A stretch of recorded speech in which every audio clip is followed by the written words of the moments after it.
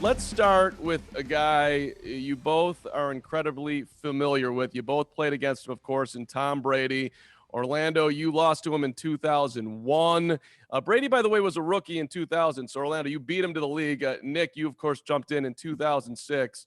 But so here we go with Tom going for a back-to-back. I mean, should he have just retired and gone out on top? I mean, really, what were the chances you were going to go down to Tampa, make it Tampa, and win it? Nick, I guess I'll start with you here. Should he have walked out, or is it just, hey, maybe he should just play until he's 50 years old? I mean, the way he's going right now, he might as well play till he's 50. And it's funny. I hated New England Tom Brady. I despised him greatly. I thought he was the devil. But now that he's gone to Tampa and, he's had some success there and he's opened up a little bit more, I don't really mind him anymore. And I kind of like him. And I hate to admit that, but it's true. Like, as long as he's not in New England, he can keep winning Super Bowls as long as he wants. Orlando, do you like him? You know what? I agree with Nick to a point. When, obviously he beat us in 2001 for that Super Bowl that kind of started that Patriots dynasty. So I didn't like him for a number of years. But then just watching him over the past couple of years, and when he went to Tampa, and you're sitting there thinking, I've been retired for 10 years. He beat us in 2001, and this guy's still winning championships. Nothing but the ultimate respect for a guy like that who could still play at a high level the way he's played and win championships. And everybody thought it was Belichick who had the secret sauce with New England. And to come to find out, it's Tom who has that championship swagger, and he took it down to Tampa. I love that you just went into that argument of who was more important, Belichick or Brady. It's always bothered me. Like, of course, it's the player over the coach. Come on. Does anybody want to argue? Do you want to have a rebuttal for that, Nick?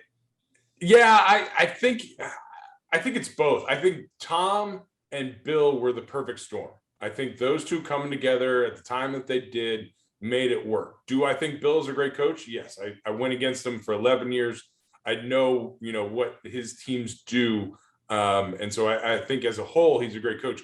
I think Tom is also unworldly, where he's just amazingly good. So the fact that those two came together at the exact same time, I think created that perfect storm that got him there. And I think the big test this year is how the Patriots do with a rookie QB. It will be a good testament to, what Bill is able to do. Yeah, we'll get to that in just a second, but I want to bring in the connection of Tom to you two, because Orlando, you guys were 14-2.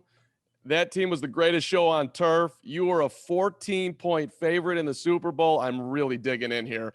And that was the biggest upset in the Super Bowl since Super Bowl III, Nick, when the Jets beat the Colts 16-7. You didn't know that we were going to go down that road here on Big Man Bet. But look at that connection right there. Yeah, it was, obviously we didn't know at the time. We're thinking, he's a backup quarterback, Tom Brady. Who is this guy? He's a 6th-round pick. We're going to roll our hats out here, win by 21 points easy and be celebrating in the fourth quarter. But obviously they came out and to Bill Belichick, obviously his scheme against us, he was dropping 8 back, rushing 3 to try to slow down our passing attack. It worked. They almost ran out of gas. I joke with those guys at the end. Once we made our adjustments as an offense, obviously Adam Vinatieri kicks that field goal that sends us back to the locker room crying. But, it was a great game. Losing the Super Bowl was tough. But that started Tom's dynasty and the Patriot way and all that. So, y'all picking Tampa this year, back to back? You know what? I'm not. I think it's. I know the year we won it in 1999, 2000. Obviously it's tough because every week in and week out, you're going to get every team's best shot. Everybody's going to be gearing up to beat Tom in Tampa, and then some of those guys, they health is a big key factor to that too. So hopefully they stay healthy, but it's so tough to repeat in the NFL because the grind of another 16-week season and taking everybody's best shot. Yeah, I'm not taking it. I know you should never bet against Tom Brady because it gets you in trouble. But I just think the magic in a bottle twice is just going to be impossible. I don't know. I mean, like Orlando was saying, injuries are going to come and play a part. And so that's going to be a big thing. And you get everyone's best shot. I just don't see him repeating. It would be a shock to me. All right, let's move on topic 2, and we're going to go over to Nick's Jets. And it's been super interesting. Zach Wilson was the worst quarterback in the history of football. They made a huge mistake, and now there's a lot of excitement about Zach and his partnership with a new head coach and Robert Saleh. You got a rookie head coach. You've got a rookie quarterback. You had the same thing in Arizona with Cliff Kingsbury and Kyler Murray. You got the same thing going on in Jacksonville with Urban. Of course, the Jets, by the way, have not made the playoffs in. That would be 10 years. Nick, we both have seen rookie quarterbacks come in, but maybe we dial back to the Jets, and here comes this new toy in Mark Sanchez, and here's a rookie QB with a lot of expectations and playing in New York. Let's throw that in there. I mean, how much pressure is it extra being that high pick and also playing for a Jets team that is starving for something good? Yeah, I mean, there's obviously a ton of pressure being here in New York. And, I think when you look back to a similar situation with Rex and Sanchez, they came into completely different teams. Sanchez had a fantastic team around him, myself included, obviously. But we were very close to having success in 2008 with Brett Favre, and then having the injury. So that was a very veteran team that was very solid grounding for him, where it was kind of just don't mess it up and we'll be fine. I don't know what this team is that Zach's coming into. They have some good pieces. The defense looks pretty decent, but with a shortened preseason, only having 3 games, you don't get to see a lot. They rested the 3rd game, so really only 2 games of real action. It's going to be interesting, and I don't know what's going to happen. I do love the excitement of a rookie head coach, a rookie quarterback coming together here in New York. You want good things, but I think there is a ton of pressure, and I hope that they're managing it inside the building where, hey, listen, you don't have to win every game for us. You just need to keep improving, and if they do that, they'll be okay. I don't expect a lot for this season. I'm expecting more in year 3 or 4. Orlando, do you make anything out of the rookie head coach and rookie quarterback? I'll give one stat here. I mean, if you go back to 1970, teams that started with a coach with no head coaching experience and a quarterback with no starting experience, they made the playoffs 4 times. That's a high bar for the Jets this year. But hey, that division it's interesting right now, at least. What do you make of the head coach who's never done it before, along with a rookie QB? I think it's a recipe for a tough season. Obviously, it would be some growing pains, both on the quarterback and the head coach, just because they haven't done it before. Obviously, they're walking into a situation where now it becomes your job as a rookie quarterback to lead a team and be a leader. And there's so many different things that's happening in his world. And then a new coach. He's not familiar with running his own scheme, running his own team, the players, everything that comes along with that. Could make for a tough season. The best thing that they could do is have some veteran guys on their team and then have some veteran coaches on their staff to help get them through that season. But for the most part, to your point, 4 teams have made it since 1970 or something. It's going to be tough treading for the Jets and Jacksonville as well. So. Yeah, and we can jump right there. Let's look at Trevor Lawrence, the number 1 overall pick. And, of course, Orlando, you were a number 1 pick back in the day with the St. Louis Rams. And, I mean, look, Trevor, everybody knew he was going to be in this position for a long, long time. Interesting training camp battle with Gardner Minshew, of course, has now gone to Philly.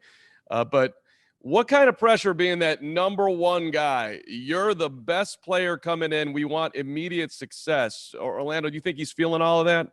Oh, absolutely. But if you're the number 1 player and he's been touted, in this position for probably 2 or 3 years now, the expectations are higher. But I would imagine, like myself, he has high expectations for himself and wants to go out there and have success as a quarterback in that organization. I think it's important for them to put the pieces around him for him to have success with receivers, offensive line, everybody that they can to have to go out there in that first year and not take a ton of sacks and get beat up, but go out there and play really good football. And Urban Meyer has to put him in that situation where he can make some plays and have success. Nick, would you rather be a Jet or a Jaguar right now? I mean, obviously I'm going to stick with my Jets, but I do, being the first overall pick, on a personal side, I'm glad that Trevor's down in Jacksonville and not New York. We've heard so much more about, I think, Zach Wilson, the number 2 pick, than we have Trevor. And I think that's the main reason between New York and Jacksonville. He's able to kind of hide down there a little bit. And, I hope that gives him a little bit less pressure. Obviously, he has it within Jacksonville and within the organization.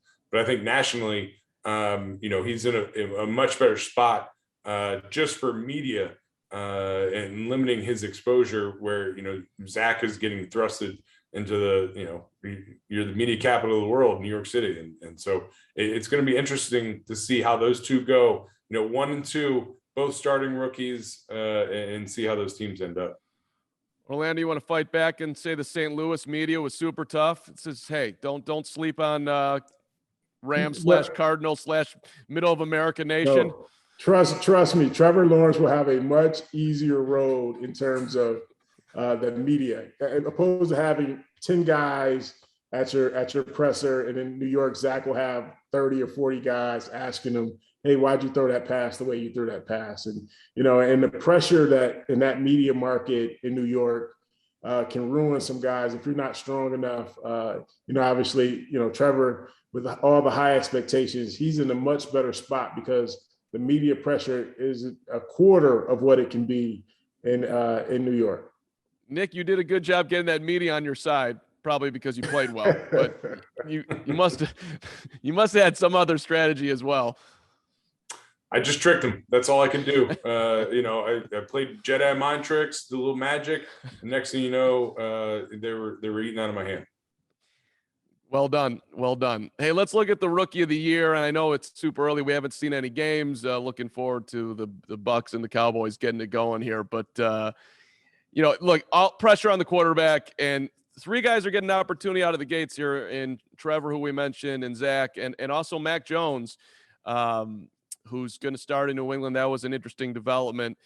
You guys have watched these guys play in college. Does anybody jump out at you on the offensive side of the ball? Or maybe, you might want to look at a running back like Najee Harris or perhaps Kyle Pitts. There's a lot of bloom around him coming in as well. For me, I'm a little biased, obviously, and I don't know if Nick was going with this pick as well. Justin Fields in Chicago, I think he's in a prime position to have success. It's just a matter of time when they put him in that starting lineup, he'll have success. They have a great defense that can protect a young quarterback like Justin. He has some really good attributes in terms of getting out of the pocket, making some throws, and just everything that I watched this preseason. He seemed like he's gotten better from his last snap at Ohio State. Obviously, in that national championship game, but he seemed like he's improved his passing, and he's a heck of an athlete. So I can't wait to watch him play this season. Yeah, I agree. Chicago does have that fantastic defense, and it's a great spot for him. And so I'm excited for when he gets his chance to go. The other one I'm looking at is Mac Jones. New England does have a great defense as well. And I think with Bill's coaching, you could be put in a pretty good situation. So between those two, and I hate, picking anybody for New England. It does me dirty, but I think Mac Jones is probably in one of the best positions to be successful as a rookie. Defensively, does anyone excite you? Patrick Surtain out of Alabama is getting some serious love. He's got pick 6 in the preseason. J.C. Horn, he covered literally everyone at South Carolina, which is interesting. Micah Parsons is being counted on down in Dallas. There's a Big Ten guy for you out of Penn State. Anybody excite you defensively? Yeah, I like the Parsons kid out of Penn State, man. I think he had a great college career. I think he could have some success. He's a fast linebacker. Obviously they put him in a position to either rush or cover. he could do it all. So looking forward to see, his progress and how well he does. I remember watching a few games last year in the Big Ten, and obviously he did really well. So excited to see. He's probably the front runner along with Surtain. See, I'm not as nice as Orlando. I don't care for defense, so I do not care what those people do over there. I don't want to talk about them. I don't want to look at them. So I'm going to shy away from anything defensively because I just don't care about them. Go ahead. You notice I didn't go anybody defensive line. I went linebacker, maybe a cornerback, guys that we don't see that often. Obviously defensive lineman is the no-go for me too. Oh yeah, no-go. Definitely not. That's the honesty you're going to get on Big Man Bets. Thank you for tuning in, and keep it right here, by the way, as we move to your Rams, Orlando. Look, you play with Kurt Warner when he won an MVP. Lot of juice around Matthew Stafford. He's finally out of Detroit. You give him a chance of having perhaps leading the Rams to a Super Bowl and winning an MVP. That would be wild, but perhaps it's on the table for him. The dude's super talented. Yeah, I'm excited about my Rams this year. I think Sean McVay has done a really good job. Now he's an offensive-minded coach. Now he has this quarterback that he went out and grabbed, and they made a big deal to bring him into the fold. It's probably the most talent that he's played with outside of Calvin Johnson in terms of their receiving core. Offense is those weapons out there that he'll be playing with this year. And then with the play calling to McVay, it's really a perfect recipe only if we can keep him healthy. I know he struggled with some back issues in the past and staying healthy in the past, but I really want to see him on a good team where he could really showcase some of the tools that he has in terms of his arm strength and his ability to throw the ball. So excited to see what he's going to be able to do this year under that high-powered offense. You buy him, Nick? I'm intrigued by it. I'm intrigued. I'm not buying it as much. I don't. Even in Detroit, having Calvin Johnson, where you just throw it anywhere and he'd catch it for you. They never seem to get over the hump. And so I don't know. I like him as a guy, but I don't think he's that elite quarterback that we all want him to be. And we all blame Detroit, but I think, now the stint with the Rams, it's going to kind of show that he's kind of middle of the road quarterback, and which is fine. He's made a great career out of it, made a bunch of money. But I don't know if he has it to put it over the hump. This is our first show, and so I'm learning, you guys. But I could just tell with the look on Nick's face that he was not buying Matthew Stafford. Like, this is this is too much noise on a guy who did not win enough, and it's got to be partly his problem. All right, hey, let's look at the blind side, Orlando, and then we'll get to snaps, Nick, for you. But when you look at the quarterbacks this year, rookies, vets, whose blind side do you think you really need to protect the most, that just absolutely has to have everything going well for him to have success? And on the other side, like who do you need to protect the least? You know what? I'll say this, and I'm not a huge Steelers fan. I do like Mike Tomlin, but Big Ben is one of those guys that probably needs the protection the most. And I say that because I know they lost 2 or 3 offensive linemen, and he's an aging quarterback. That is not a good combination for somebody who's late in his career, who just lost their left tackle, one of their guards. So I would say he probably needs the protection the most, I would say, just from that standpoint. And I would say the least, that's a tough one. Lamar Jackson probably, obviously, because Lamar's one of those guys that's going to run, even if it breaks down. A defensive end gets loose or something like that, he'll make a play. And also Patrick Mahomes, who's special with the ball and what he can do with the ball. So those 2 guys probably need protection the least because they get rid of it so quick. But I think Big Ben out in Pittsburgh, losing those offensive linemen, he needs a lot of protection. Nick, let's get under center here. Whose hands would you love to have just right under your old butt there and getting ready for there it is. Who would you love to be snapping the ball to this year? I think for me, it would be a lot of fun to snap the ball to Aaron Rodgers. I think his moxie, his swag. I think he's got a very dry humor, which would be a lot of fun. I had the opportunity to play with Ryan Fitzpatrick, who also had that sense of dry humor, and he was an old man as well, and so that was a lot of fun. And I think Aaron Rodgers would just take it, 2 steps further.